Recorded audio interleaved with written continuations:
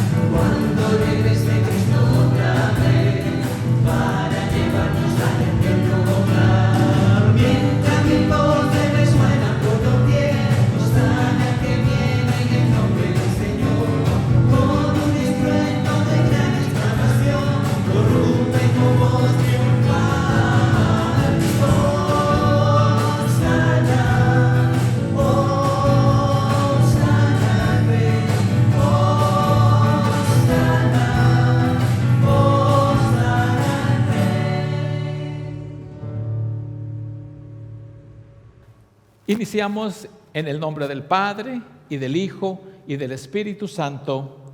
Amén. Hermanos y hermanas, hoy Domingo de Palmas, la Iglesia cristiana recuerda la entrada triunfal de Jesucristo en Jerusalén, donde al principio fue aclamado como Rey triunfante, pero terminó siendo crucificado unos días después. Nos unimos, por tanto, a la multitud que a la entrada de Cristo decía: Hosana, sálvanos, Señor, te rogamos. Ahora confesemos nuestros pecados contra Dios y contra nuestros prójimos con esta oración que aparece acá. Digamos todos: te confieso, Padre Santo, reconozco que a pesar que con mis labios te confieso como Señor y Salvador, a menudo con mis palabras y hechos y pensamientos te niego. He sido negligente en mi forma de tratar a los demás y mis palabras y pensamientos no han sido puros delante de ti. Perdona también aquellos pecados que he cometido sin ni siquiera percatarme de mi ofensa. Me refugio en tu Hijo Jesucristo, quien se entregó por mí en la cruz para librarme de toda condenación. Por amor de tu Hijo Jesucristo, Rey del universo, te pido, ten piedad de mí, pobre pecador. Oigamos las palabras de consuelo que nos trae Dios. Pueblo del Señor, Jesucristo fue obediente hasta su muerte en la cruz, para que por medio de la fe en su nombre recibamos vida y salvación. En su nombre, nombre que es sobre todo nombre, les declaro el perdón completo de todos sus pecados, en el nombre del Padre, y del Hijo, y del Espíritu Santo. Amén. Vamos a continuación a escuchar la lectura bíblica para este Domingo de Ramos.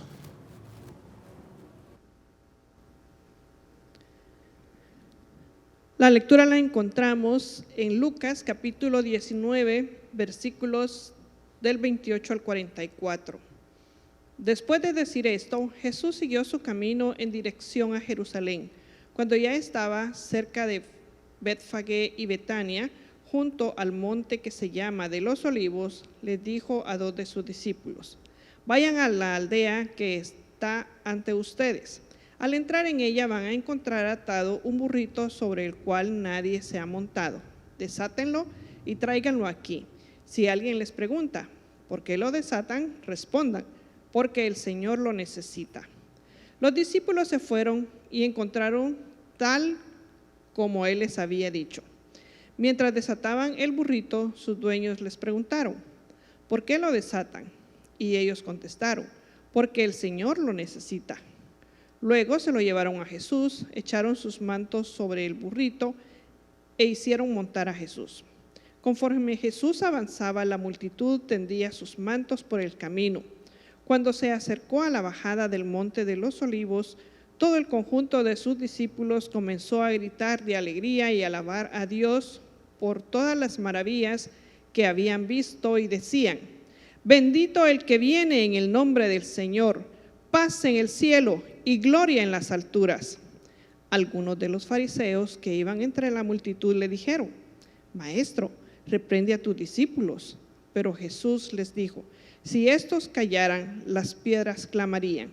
Ya cerca de la ciudad, Jesús lloró al verla y dijo: si por lo menos hoy pudieras saber lo que te puede traer paz. Pero eso ahora está oculto a tus ojos, porque van a venir sobre ti días cuando tus enemigos levantarán un cerco a tu alrededor y te sitiarán y te destruirán por completo a ti y a tus hijos dentro de ti, y no dejarán en ti piedra sobre piedra, por cuanto no te diste cuenta del momento en que Dios vino a visitarte. Esto es palabra de Dios. Te alabamos, Señor.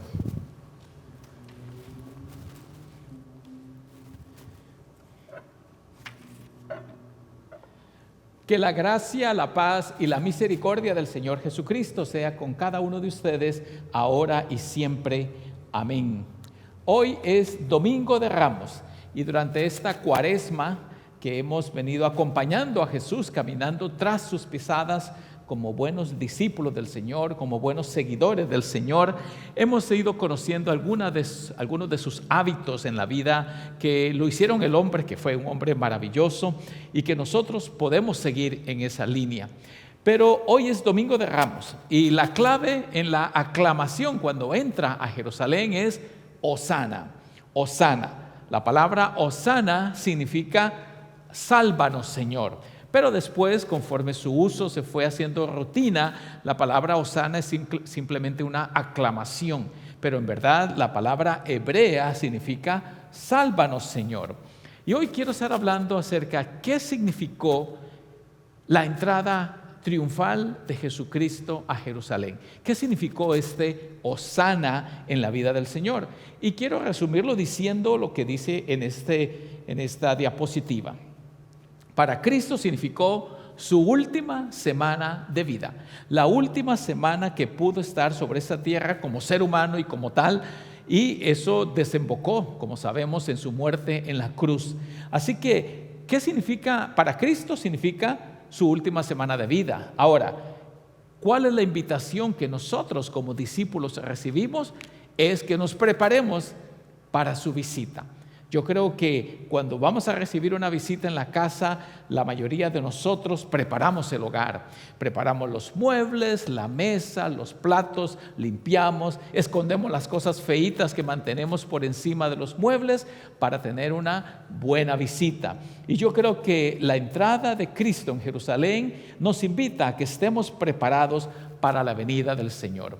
Si para Cristo significó su última semana de vida y para nosotros una invitación a estar preparados, quiero ampliar un poquito más en unos cuantos puntos lo que significó para Cristo su última semana de vida.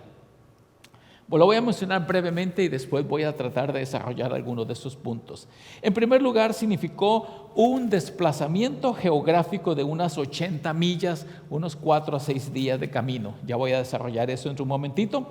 También significó su última semana de vida, como dije al principio, pero al igual que fue su última semana de vida, la entrada en Jerusalén fue una aclamación de Cristo como Rey y Mesías, Salvador de Israel. Ese punto será muy importante porque el pueblo en general ve en Jesús a un rey davídico, pero este rey davídico tiene más una connotación política que un significado espiritual o de salvación.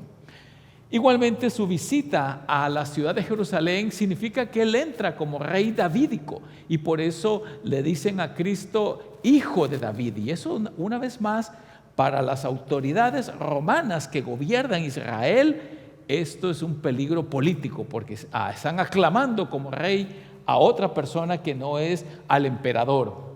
También significó su muerte, su condenación a muerte por insurrección.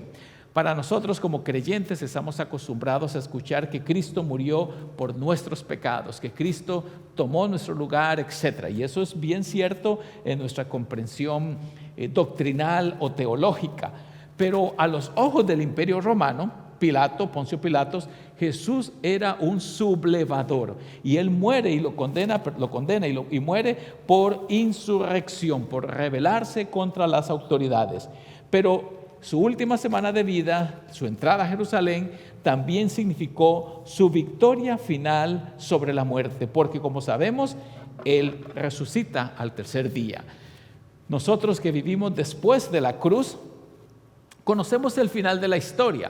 Es como cuando usted está viendo una película con un amigo, un compañero, un familiar que la ha visto y le está contando a cada rato el final de la historia. Uno dice, cállese porque yo quiero ver la película. Nosotros ya conocemos el final de la historia, pero en este momento que estaba aconteciendo esta historia, no conocíamos claramente o no se conocía cuál era el final de la historia. Pero como dije anteriormente, esta última semana de vida de Cristo significó un desplazamiento geográfico, y eso lo he querido subrayar porque yo quiero que usted sepa que nuestro Señor Jesucristo vivió casi toda su vida, la mayor parte de su vida en el norte de Israel. Ese es el mapa de Israel. Israel es en general como una franja un poquito curvilínea, es una franja que es más larga que ancha, y Jesucristo vivía ya cerca del lago de Galilea. Entonces Cristo sale desde allá al norte de Capernaum. Capernaum es la parte nororiental del lago de Galilea. Desde allá sale Jesús, donde vivió prácticamente toda su vida. O sea, Cristo casi no salió de su ciudad de Nazaret, por eso se le llama Jesús de Nazaret, porque ahí hizo toda su vida. Y empezó a desplazarse hacia el sur, desde allá hacia el sur a Jerusalén. Ese otro mapa lo pinta un poquitito mejor. Espero que la mayoría por lo menos se haga una idea. También puede ir a su Biblia donde están los mapas. Usted ve las manchas celestes, son lagos o mares. Allá está uno en el norte, que es el mar de Galilea, y lo que une el norte con el sur es el río Jordán, esa otra franja celestita que se alcanza a ver allí. Ahora, ¿por qué traigo todo esto a colación? Porque ese desplazamiento geográfico es importante. A lo largo del camino a Jerusalén van aconteciendo muchas cosas que leemos en los evangelios, especialmente el evangelio de San Lucas, capítulo 9, verso 58. Dice que Jesucristo afirmó su rostro para ir a Jerusalén, y entonces empieza a contar San Lucas todos los detalles acontecidos a lo largo del camino hacia Jerusalén. Pero ese desplazamiento es importante porque esos eventos ese camino hacia Jerusalén duraba entre 4 y 6 días caminando a pie o en alguna bestia. Normalmente caballos, algún tipo de burros que se utilizaban. Camellos, muy pocos usaban camellos porque eso era carísimo, pero podría haber alguno que tenía los recursos económicos para hacerlo. El punto central es que era un camino de unas 80 millas o 130 kilómetros que duraba entre 4 a 6 días. Quizás 5 sería la media para saber. Ahora, en este camino Jesucristo llega a la ciudad capital. Usted debe entender el contraste. Donde Jesucristo vivía allá en el norte, Galilea, Nazaret. Galilea es la provincia grande, Nazaret es un pueblecito, Capernaum es otro pueblecito. Pero allá en el norte donde vivía Jesús es un mundo muy campesino. Es un mundo poco ilustrado, poco educado. Y entonces de allí viene Jesucristo como un campesino, y por eso a sus seguidores muchas veces les dicen: ¿cómo tiene ese individuo palabras sabias si es un iletrado? Porque vienen de un lugar de mundo campesino donde casi no hay recursos o escuelas o educación. Jesucristo viene allá en el norte, y cuando llega después de 4 días bajando por el río Jordán hacia Jerusalén, Él llega a la capital. la capital histórica, la ciudad de David, donde estaba el gran templo judío, donde acontecía toda la cuestión política, económica, mercantil de Israel. Y entonces se desplazaba a un centro cosmopolita. Y quiero decir esto claramente. Jesucristo no era conocido allá en el sur. Él era conocido allá en el norte, cerca del mar, ese mar o lago de Galilea, pero allá en el sur nadie lo conocía. Tanto así que Judas lo traiciona y lo reconoce y dice: a quien yo le dé un beso, ese es, porque las autoridades no sabían quién era Jesús. Pero lo importante es que es tan desconocido que cuando llega a Jerusalén, el Evangelio de Mateo dice claramente que la gente se preguntaba: ¿quién es este? Es decir, uno piensa que eran todas las multitudes que lo aclamaban. No, era un puñado de gente que se había unido a lo largo del camino, que escucharon su gracia, su forma de hablar, etcétera, y estaban encantados con Jesús, estaban emocionados con él. Pero la mayoría en Jerusalén, porque ahí llegaban peregrinos de todo el mundo conocido, de todo el imperio romano, llegaban a celebrar la Pascua judía, y Cristo bajó para celebrar la Pascua. Y se preguntaban: ¿quién es este? ¿Quién es ese individuo? Miren lo que dice Mateo. Y entrando en Jerusalén, se sacudió toda la ciudad diciendo: ¿quién es este? ¿Por qué es que tanta gente lo sigue? ¿Cuál es la conmoción? ¿Cuál es la emoción por este individuo llamado Jesús de Nazaret? Y entonces la gente se queda admirado. Pero debemos recordar que para la mayoría de personas que habían viajado a Jerusalén, Jesús era un desconocido. Prácticamente nadie sabía quién era él. No es como hoy, que con los medios de comunicación escuchamos de gente famosa y todo eso. En ese entonces era un puñado de gente allá en el norte, en Galilea, que había escuchado de Jesús y era admirado, pero también era rechazado. Aquí en el norte, en la gran ciudad cosmopolita, Jesús, por decirlo así, es un total desconocido. Prácticamente nadie lo conoce a él, y por eso la gente se pregunta: ¿quién es este? Y hablando de esto de identidad, me recuerda la mucha atención que le prestamos nosotros a los eventos religiosos. ¿Cómo le pasó a ese individuo que llega un amigo y le dice al otro: bueno, quiero decirte que mi esposa me ha dado un ultimátum? ¿De veras? ¿Qué te ha dicho? Me ha dicho que o le pongo atención cuando habla, o no sé qué otra cosa me dijo. No sé qué otra cosa me dijo. Ignorante, totalmente. Y eso sucede. A Jesucristo casi nadie lo conocía. Era un puñado de gente que lo venía siguiendo desde Jerusalén, y por eso cuando llega a la ciudad, dice que la ciudad se conmocionó y se preguntaba: ¿quién es ese individuo? ¿Por qué es que lo sigue la gente? ¿Por qué viene montado en un burrito, en un asno? Eran preguntas legítimas para la mayoría. Pero en medio de esta turbación, Mateo también dice que he aquí que viene tu rey a ti victorioso, humilde, montado sobre un asno o una asna, un pollino. ¿Qué quiere decir esto? Para nosotros son frases quizás bastante comunes porque lo vemos en películas, lo escuchamos en canto, pero en verdad aquí hay una evocación de lo que dice Zacarías 14, de que cuando entre el rey mesiánico entraría montado humildemente en un pollino. Y entonces de alguna forma Jesucristo se está haciendo pasar como el rey davídico, y por eso la gente lo aclama y dice: Hosana, Hosana. Ahora, aquí quiero explicar brevemente detalles que a veces no nos son muy conocidos. Aunque la gente se emocionó con Jesús, porque a lo largo del camino, desde allá en el norte hacia el sur, 4 o 5 días de camino, hizo varios milagros, habló palabras maravillosas, dio varias parábolas como la de Zaqueo, la de la moneda perdida, la oveja perdida. Él lo contó en el camino, dice San Lucas. Pero como decíamos, la gente casi no conocía al Señor Jesucristo. Pero al llegar allá, la gente ya va emocionada, lo van conociendo en el camino, y cuando llega a Jerusalén dice que él fue montado en este pollino. Para nosotros es algo emocionante porque se anuncia a Cristo como rey davídico. Sin embargo, para las multitudes y para las autoridades romanas que gobernaban Israel, esto era una connotación política, porque quiere decir que un individuo de los judíos, de la multitud, se está haciendo rey. Y en ese entonces había que rendirle pleitesía al emperador romano, que era el único rey, era el único y verdadero rey.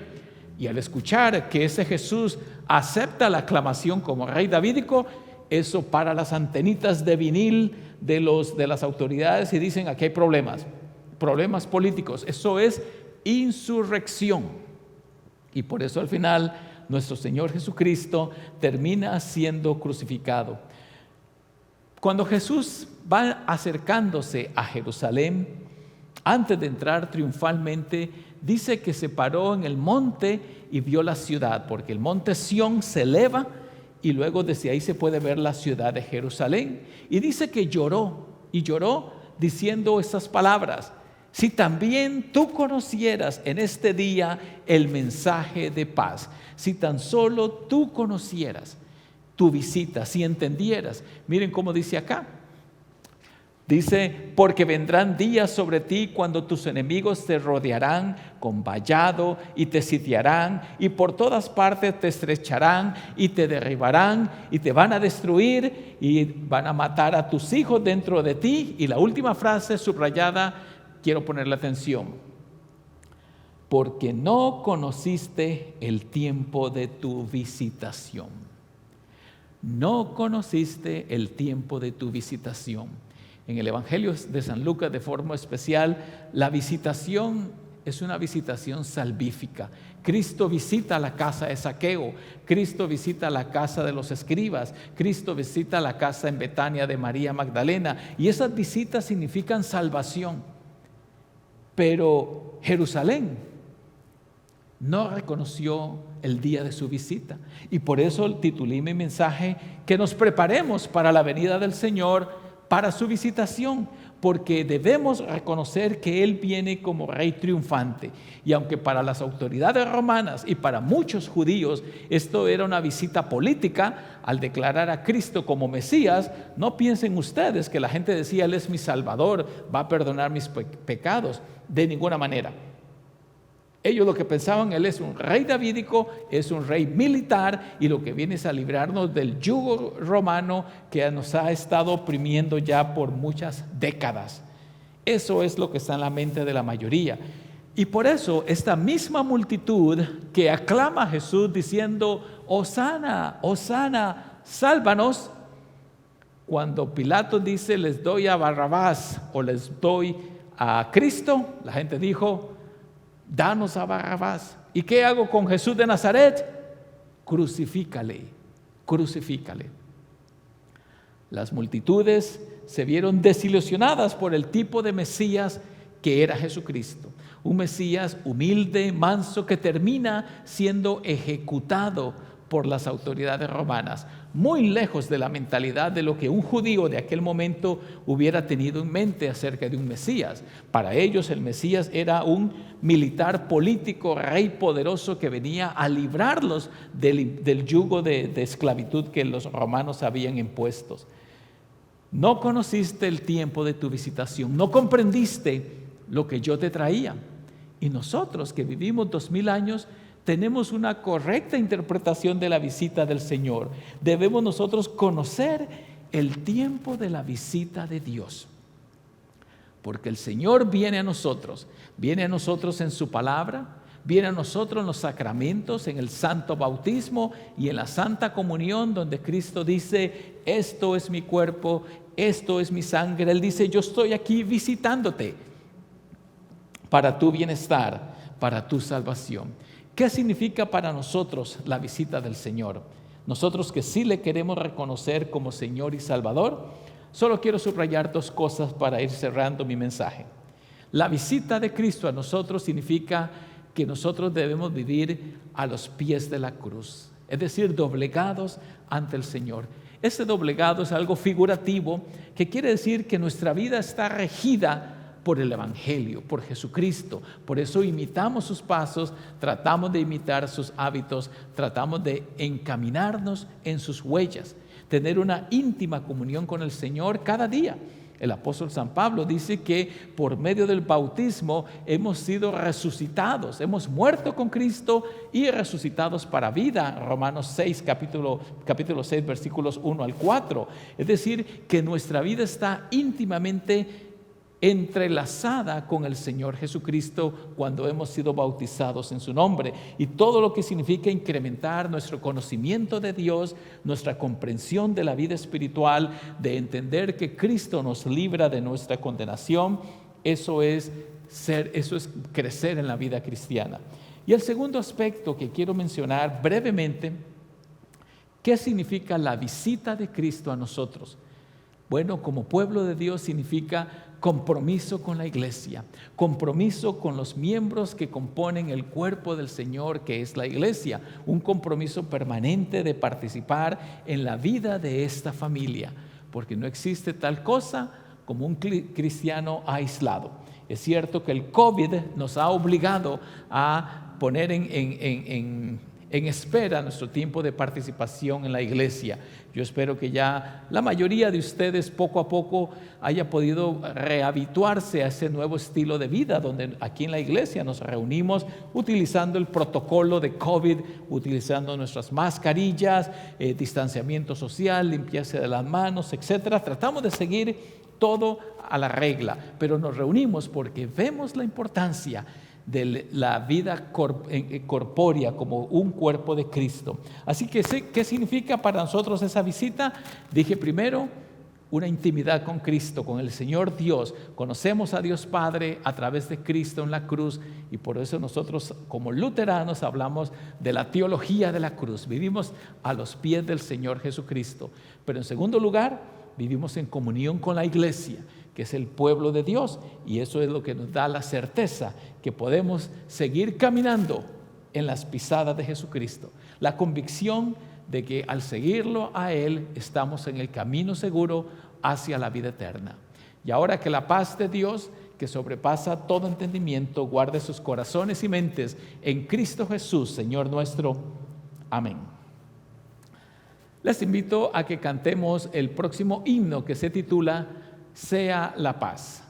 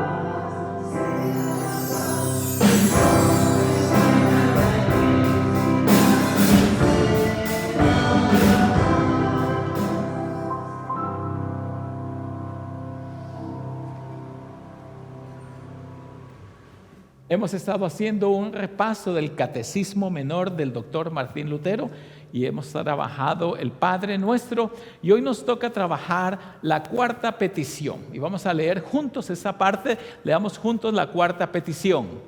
El pan nuestro de cada día, dánoslo hoy. ¿Qué significa esto? Digamos todos juntos: Dios da diariamente el pan, también sin necesidad de nuestra súplica, aún a todos los malos. Pero en esta petición rogamos que Él nos haga reconocer esto para que recibamos nuestro pan cotidiano con gratitud. ¿En qué consiste el pan cotidiano?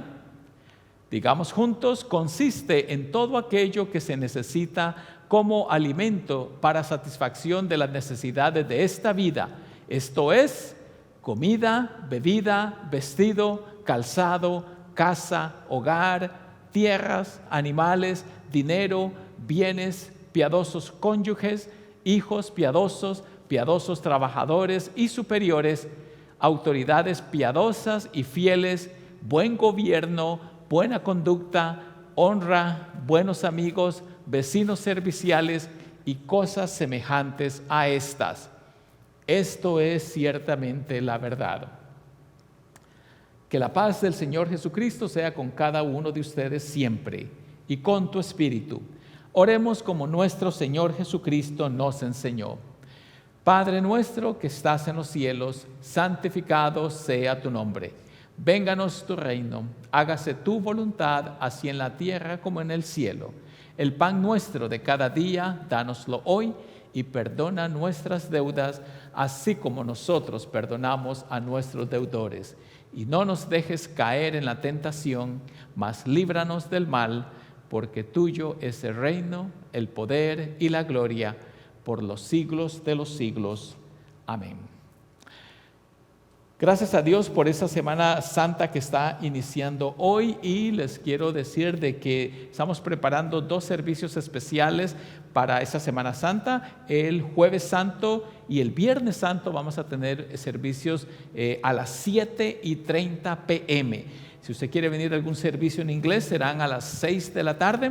El nuestro en español será a las 7:30. Y el Jueves Santo vamos a enfatizar la institución del sacramento de la Santa Comunión y vamos a terminar ese tiempo de comunión con lo que se llama la denudación del altar, cuando quitamos todos los ornamentos del altar, porque es una forma simbólica de decir que Cristo fue desnudado de su realeza para morir en la cruz. El Viernes Santo vamos a recordar las últimas 7 palabras de nuestro Señor Jesucristo cuando estuvo colgado en la cruz.